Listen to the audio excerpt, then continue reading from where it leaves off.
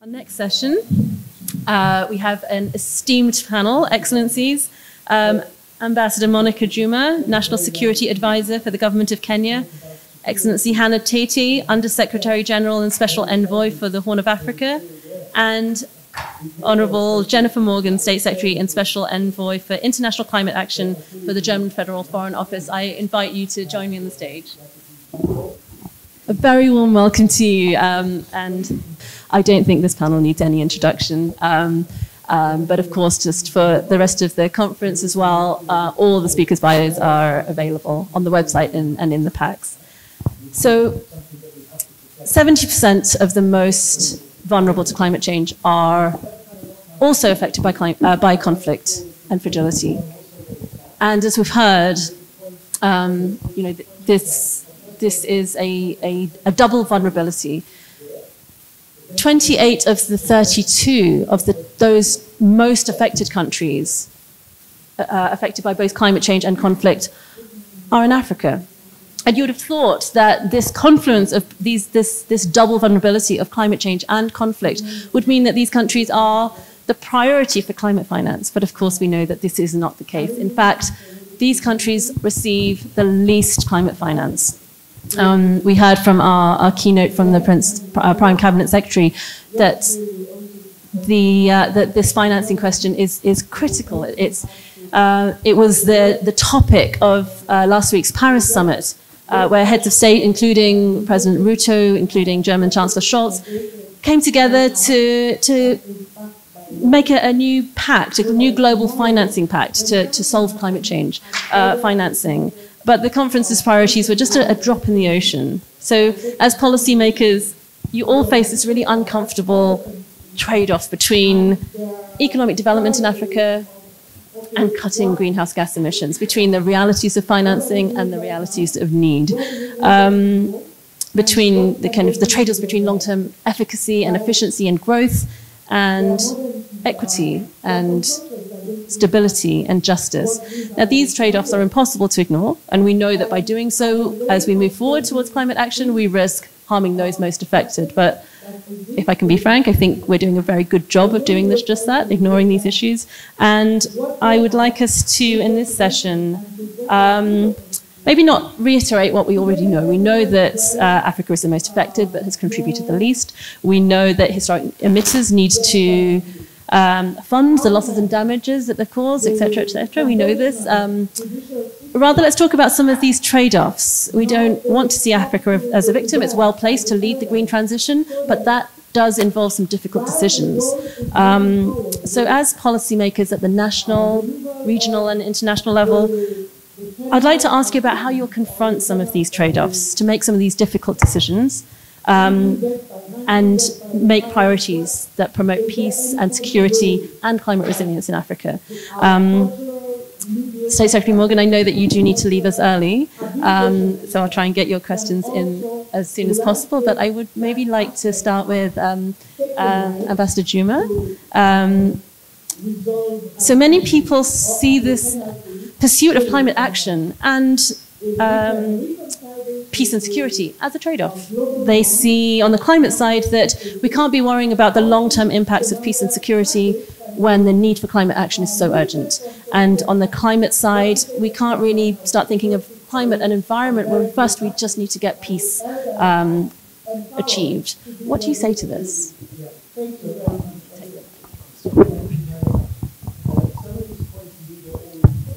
Well, good morning, everybody. You know, as you ask this question, my mind is running because I don't think this is a trade-off. It is not a trade-off. We must engage with this existential threat because it is going to affect everything if we don't do it. And from a security point of view, it's interesting to listen to the discussions today. Jennifer made reference to the German national security strategy. I think if you read every national security strategy today, it will make an explicit link between climate change and and security, that we have to deal with this existential threat. We have had it in the United Nations. The UN Secretary General is speaking about this at every point. And the threat to the person, to the family, to the community, to the country, to the region, to the globe. So it is not an either or. We just have to deal with this. And as you say, the diagnosis is correct. We all know. We all know how serious this problem is.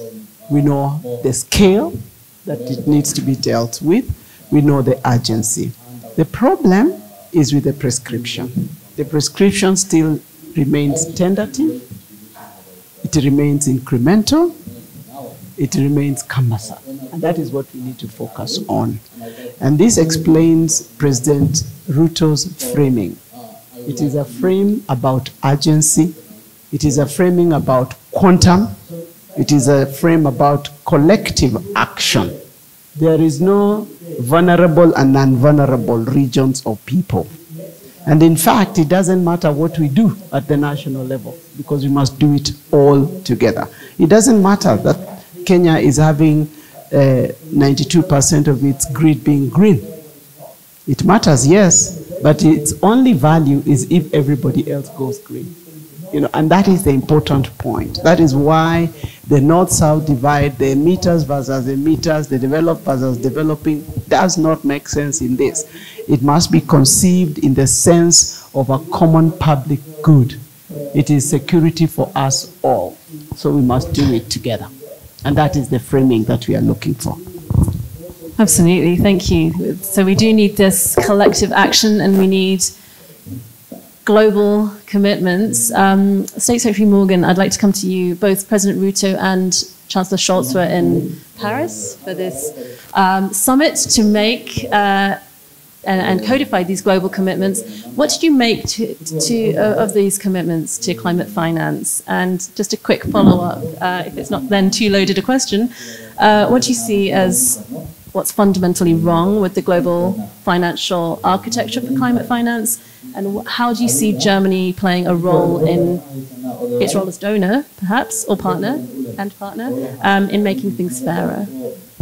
Well, first of all, thank you to the government of Kenya for hosting all of this and for having us here together. And I couldn't agree more that these aren't trade-offs; these are synergies that we have to think together and address together. And I think that's beginning. And a big part of it, I think, is the recognition that the financial system that was built in 1992, the Bretton Woods system, is no longer fit for purpose for the world in which we live now.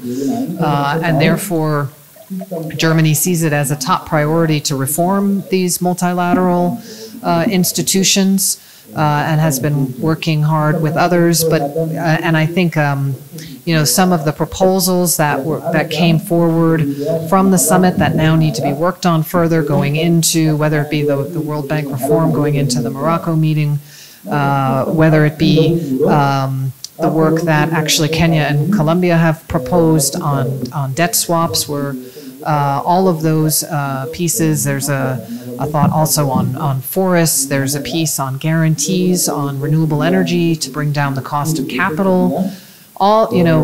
Each of those pieces needs to make progress. And I think and we have to be really focused right now, because it's everything. Well, when it's everything, then sometimes things don't happen. So we have to focus in, and I think that's what we are working to do on making those realities. So if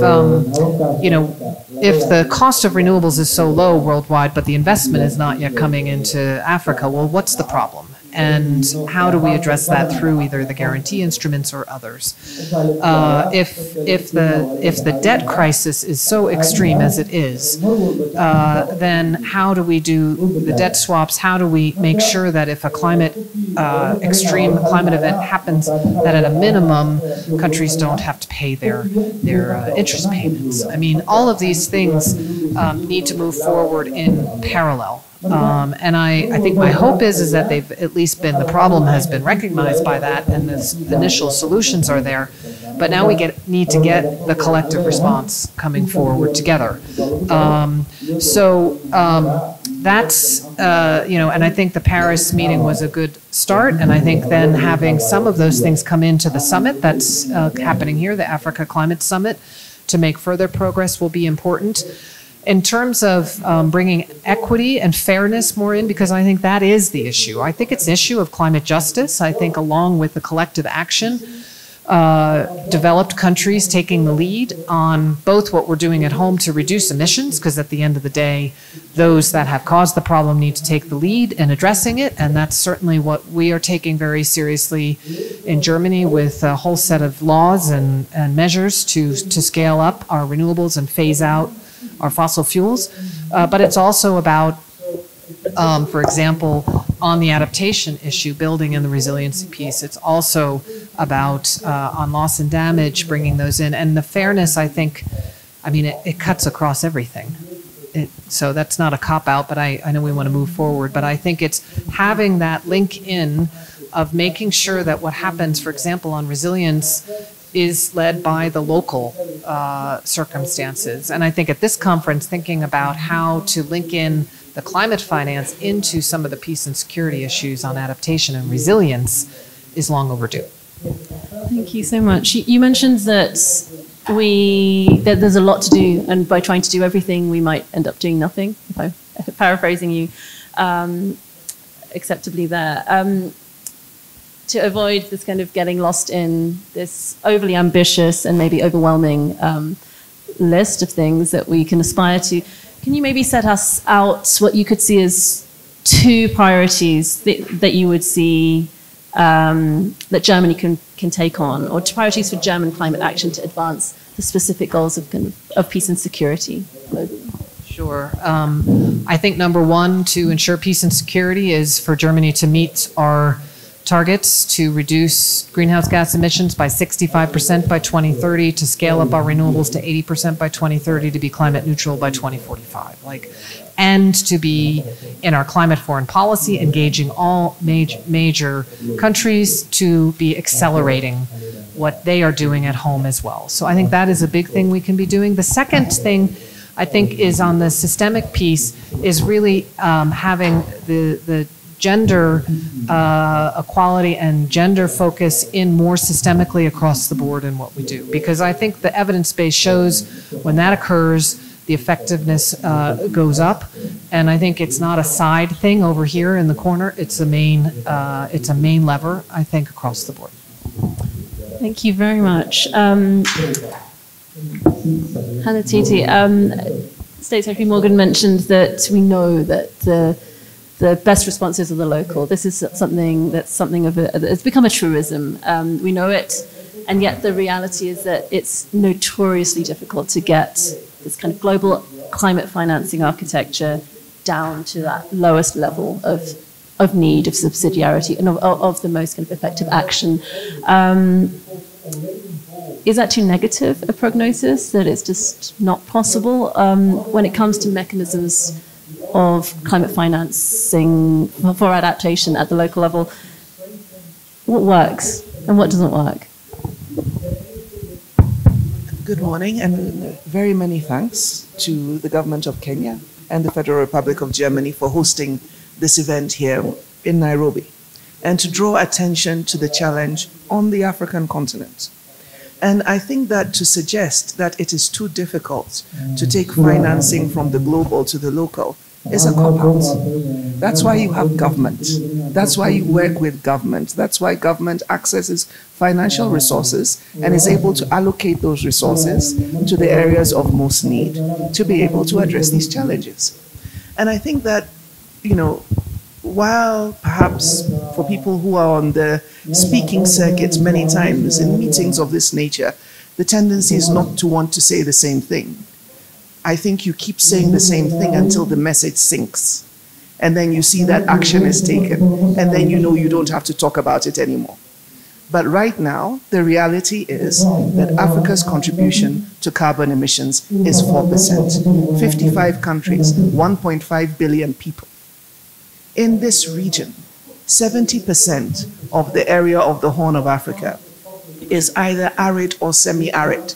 What does that tell you? Survival is difficult. And if you're thinking about how do we do climate financing in pieces and somehow hope that everything is going to be all right, really? I mean, we are adults in the room, we should know better.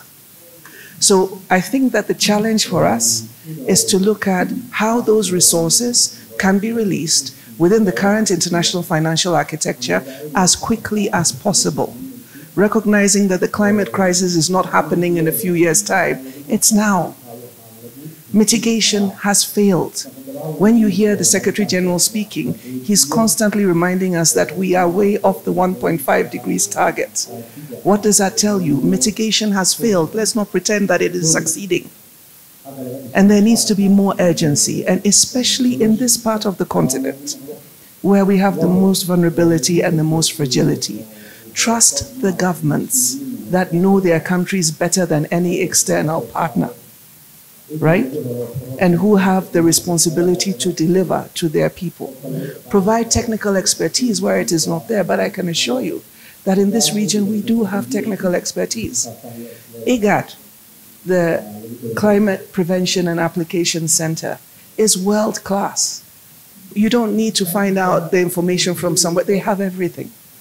But the challenge is that currently the financial architecture we have, and His Excellency, the Prime Cabinet Secretary said it, is that between talking about these things, delivering, the mechanisms that have to be navigated to access this finance are almost impossible to navigate.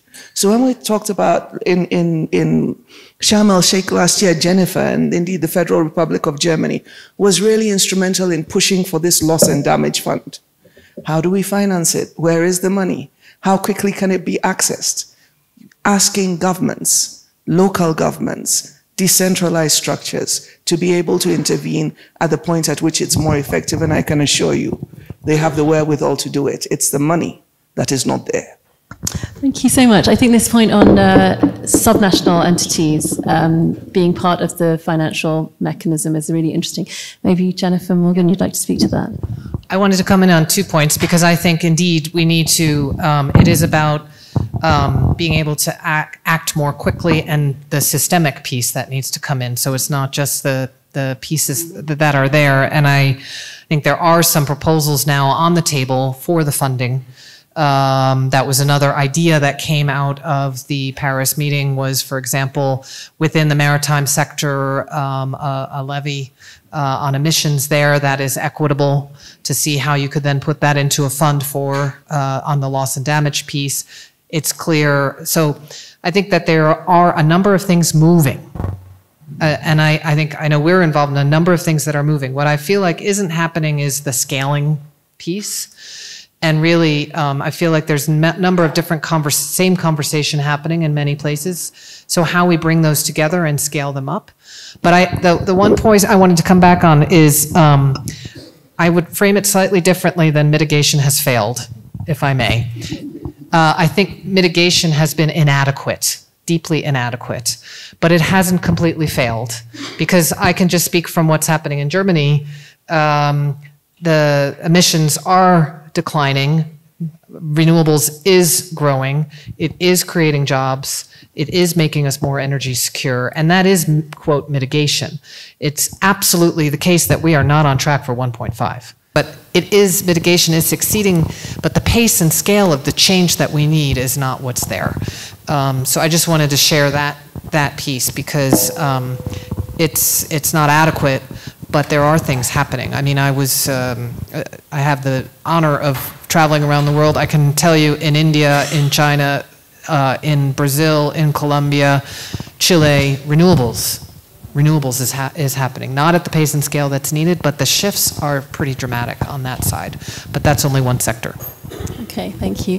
I know that you wish to come in, but if I may just ask one more quick follow-up to State Secretary Morgan and then come straight to you, because I understand you have the time? Okay, well then, please. I think we are at a historic moment. And if you look at history, there's always a moment when there is a shift. I think we're at a point where we must have the climate moment. And we cannot continue on an incremental path, because that is not going to work. And there are lessons, whether it is in the way we crafted the Bretton Woods institutions, whether it was the European Bank on Reconstruction and Development. It is time to think about financing for climate action. And we hope that the September meeting is going really to begin to clarify the concrete elements of this architecture, because without it, it is not going to work. It doesn't matter. We've seen evidence. We've seen that in the US, there has been a reduction in emission. We've seen there's a reduction in emission in the EU, but the overall emission is still growing. Yeah, and that is why it is important to respond to and have an architecture that is timely, because urgency is absolutely crucial, that the quantum is large enough, that is sustainable, which means it comes in with the right technology to the right place, that it is flexible so that we can target. If we are targeting decarbonization, whether it is e-vehicles, whether it is clean cooking, whether it is the renewables, or whether we are doing mitigation and resilience in terms of smart agriculture and whatever else, or whether we are doing regeneration in terms of nature and stuff like that. So it is big, but it is possible to cut this in slices. But all this must be driven by a completely fit for purpose and therefore new financial architecture. So the moment is now. Thank you. So this is our climate moment, but we need a massive scaling up, and this requires changes. So you need structural changes. There are obstacles to scaling up. I think we know what they are, but what one thing do you think, just very pragmatically, would facilitate the scaling up of effective action? And here I don't just mean climate action, but climate action that promotes peace and stability.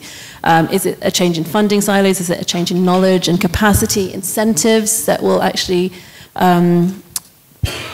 incentivize action that is also taking account of human security, about taking account of not just the mitigation adaptation piece, but also the impact on conflict and power dynamics and changes in kind of winners and losers. What would you say is the one thing that we most need to see to facilitate the scaling up for this to become our climate moment? I think we need political will. Huh? It is political will, because the institutions we have now are hostage both to national interest and stakeholder interests. That's the bottom line, you know. We need a facility that can be accessed based, whose definitive element must be its contribution to decarbonization, you know. Because that way, if you're talking about countries that are under debt stress, even if finances are provided within the current architecture, you have to think about the fiscal space. You have to think about whether it is cheap. It is not cheap. I mean, we cannot access money ourselves. We could not float our last bond because it is going for what? 12, 15%? It is impossible to finance climate with those types of interest rates. That is the reality. And that is why we need an architecture that responds to the climate imperative, not the financial and development imperative that we have seen in terms of financing architecture. So really, the political will, and I think we are getting there. We are getting there in terms of the discussions that are taking place, and the idea that we will have better development, even better returns. You know, I was in Glasgow as the Minister of Energy 2 years ago, and the talk was about the trillions of dollars of green financing. How much of that has been deployed from Glasgow to this point? This is what we are saying. The money is there, but we do not have the infrastructure to deploy this money in a manner that it will impact the climate action that we are looking for. Okay, thank you. To not sound too cynical, we do need political will, but for political will, we need a business case. We need something that's beyond the kind of moral rightness of this cause, you know, something that shows that doing this makes the kind of political levers work for whoever's in power. So there, in terms of a business case, we want to show that these investments are going to have these co-benefits. They're going to have impact. Hannah, Titi, can you, if we're going to be a bit more optimistic here, it's notoriously difficult to show the impact of peace. I don't need to tell you this. It's perhaps this kind of intangible concept, something of a unicorn, but we do need to show it if we want to pursue, or we want investments in climate action that can promote peace. But of course, if we can show this, there is a really strong business case for investing in climate action because everybody has an interest in peace. Do you have any examples, any tangible examples of some climate action which has some visible co-benefit on peace and security? Can we think of investment as a way of adjusting and managing risk? Because if you look at it from the context of risk management, not just for the countries that are affected, but for the countries, the developed countries as well, then perhaps there will be the political will to finance it. Because in this region, within the IGAD region, Kenya is the only country that is not an LDC, right? What does that tell you of the fiscal space within a country context to be able to borrow to address some of these challenges? And within the level of sophistication between markets in the developed world and markets in the developing world is so great that some of the opportunities that within this context would be seen as a good business case from the perspective of global finance, except talking about the international financing institutions, will not even be considered worth investing in. So I think it's important, not especially when you're talking about the context in which we have most of the fragility, to understand that the business case will not be made in this environment. The business case is made for mitigation, for financing mitigation. In terms of dealing with adaptation and resilience, it's a question of finding finance to manage risk. And that finance cannot be finance that comes at the current interest rates, because already you have countries that are significantly in debt. They don't have the fiscal space. For the poorest of the poor, for the least developed, for the places where you see the fragility is so severe, there has to be thinking around how grant finance is provided for some of those initiatives. Because if you expect the countries to take on additional debt, it's not going to happen. But what we see in this region, even though it's more project piecemeal approach, is that where there has been investment to support communities that are stressed in water management and effective water management in order to help them to deal with some of their challenges, because most of the population is involved in agriculture and in subsistence agriculture, not commercial agriculture, which is the reason why I say the business case is difficult to make. But where there have been those investments on a more projectized basis to deal with these issues, you can see that communities transform. Most of the conflict in this region is intra-state conflict. It's community conflict over lack of resources. And a most significant resource is water. If we are able to address that challenge from a risk management perspective, then we could be doing something. Thank you very much. I am afraid we will lose one of our speakers. Thank you so much, State Secretary Jennifer Morgan, for your time. Thank you very much. Thank you.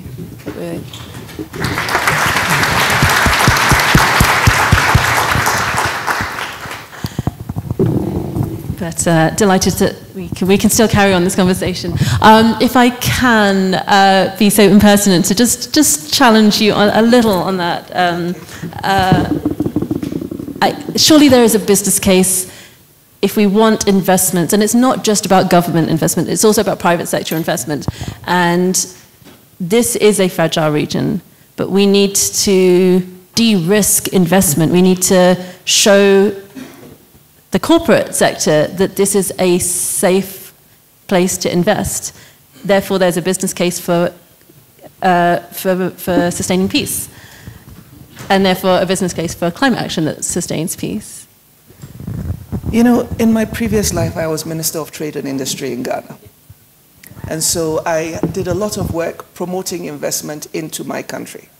And very often, and I'm sure Monica saw this as well, When the private sector was investing, the first thing they asked for was a government guarantee, which means the government was taking on the risk. Within economies such as within this region, but let's take the continent as a whole, with large informal sectors, right? And at the same time with the predominance of small and medium enterprises. I would even say micro, small and medium enterprises.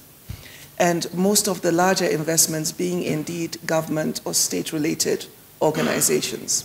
When you're talking about managing risk for the private sector, they are doing everything possible to make sure their risk is zero, which is the reason why you're being asked to come up with government guarantees.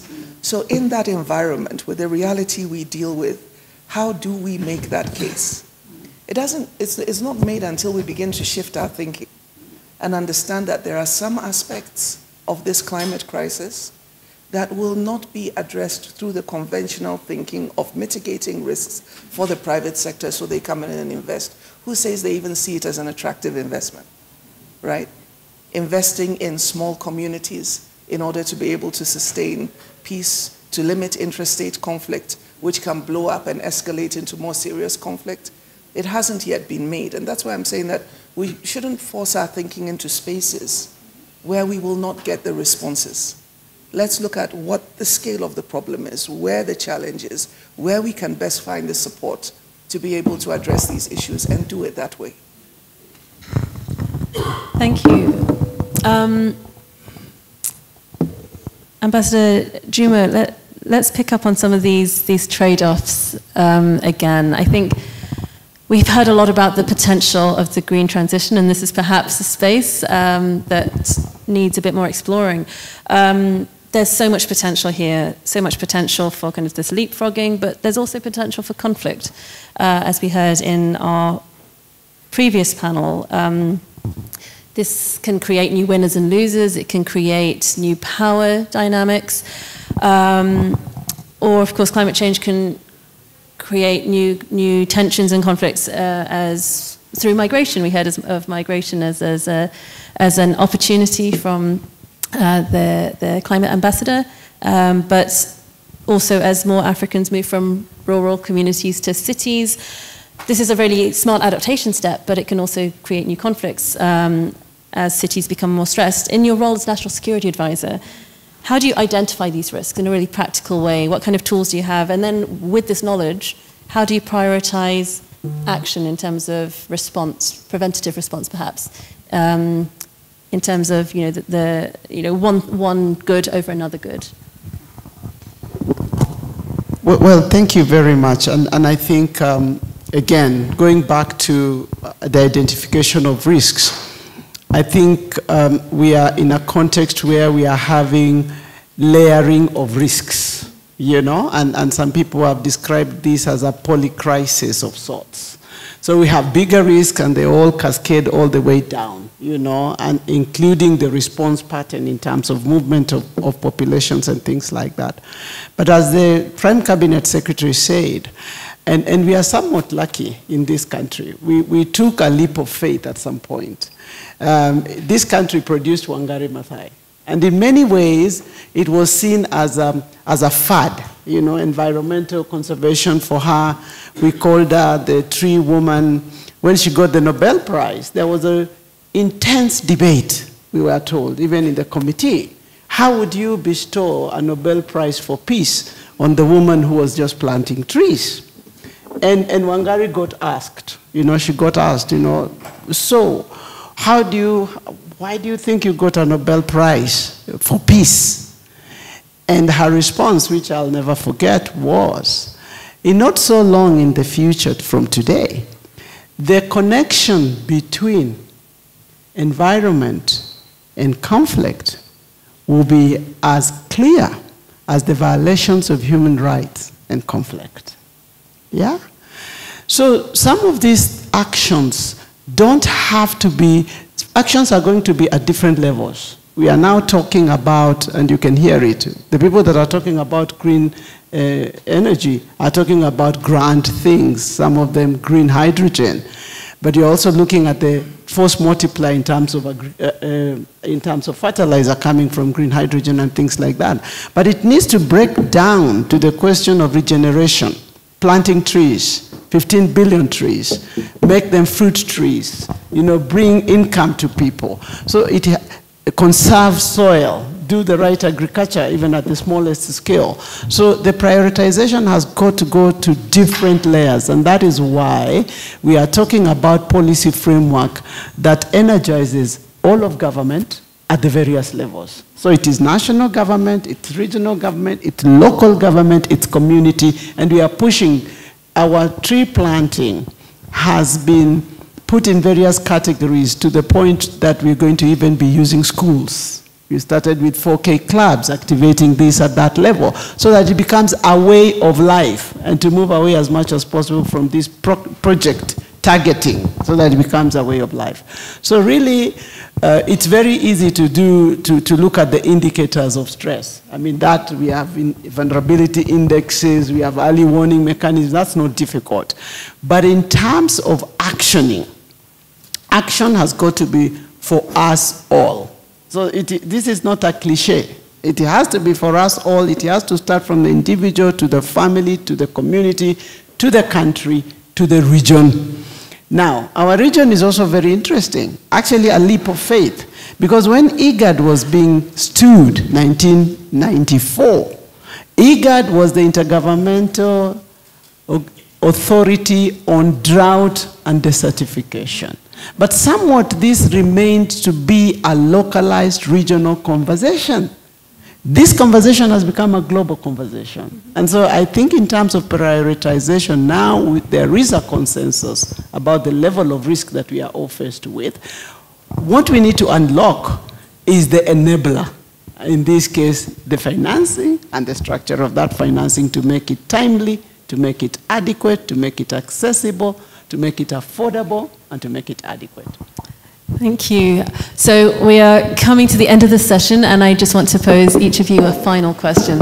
As you might know, we want to have this, the outcome of this, not just a great opportunity to have this conversation, but also to produce some kind of outcome document which can feed into the Africa Climate Week summit and then the COP. So in each of your roles, Ms. Hannah Tete as Special Envoy for the Horn of Africa, and also overseeing this, this new climate security mechanism within IGAD, what would you like to see as a priority in this outcome of this event that can inform these subsequent meetings in terms of something that you would like to see that would resonate for your kind of remit that can kind of support the kind of political will and these enablers for climate action, for peace and sustainability. And Ms. Juma, I would like to then pose the question to you in your role as National Security Advisor for Kenya. Well, thank you very much. I don't oversee the climate security mechanism. It is an initiative that the United Nations is working on with IGAD. Because at the end of the day, what we are focused on is working with our member states to try to find solutions that are responsive and at the same time help to deal with the stresses that we see. So within the context of the upcoming climate summit, if we were able to get support for that initiative, and get support for that initiative, I'm not just talking about, because IGAD has a lot of capacity already, so this is not about setting up a bureaucracy. This is about taking the information that IGAD has. That information can be used to have quick solutions in order to prevent the kind of contestation that we see between communities over natural resources that are the triggers of conflict. But not only that, because we're talking about a conference for Africa, not just a conference for the Horn. I think it's very important for the continent as a whole to take its best practice examples and scale them up. And I hope that the work that ICPAC is doing will be showcased in the course of this climate summit, so that it then becomes an example of what can be done within the greater Sahel as well, not just within this region, but of course Africa as a whole. Thank you so much. Yep, and I think we certainly will be having, the session after the break will be about showcasing some of these best practices, and we will have IGAD colleagues on the panel to speak to us about this. Thank you so much. Really concrete suggestions there. Ms. Monica Juma. The Africa Climate Summit is really, is not a government summit only. It is going to be led by our top leaders, and President Ruto hopes that he can cohere an African position that begins to drive the climate moment. But in doing so, my appeal is that this is not just a government initiative. It must be all of society. And so all actors, private sector, civil society, really must participate and engage so that we can message. Anna was saying we must speak about this until it is settled with everyone. And that messaging must come from government, must come from civil society, must come from women groups, must come from experts and professionals, so that we can craft the right architecture to save humanity and the world. So that's what I would want to see. Thank you. Gosh, what great words to end on. And I really want us to take this thought of this is our moment, this is the climate moment with us through the day, but first of all through to our coffee break. But thank you so much. This has been such a rich and also very concrete discussion, I think. And I know we've got note takers that are capturing all of these points that we hope to embed in the outcome document coming out of this conference. So let me first thank you, Excellency Hannah Titi, Ambassador Dr. Monica Juma, and Jennifer Morgan in her absence for a wonderful discussion. And over back to James for our next word. But first, a round of applause.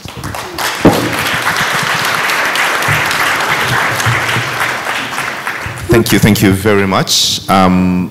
As you can tell, that has been very insightful, and I want to again thank the panelists and for this very insightful conversation.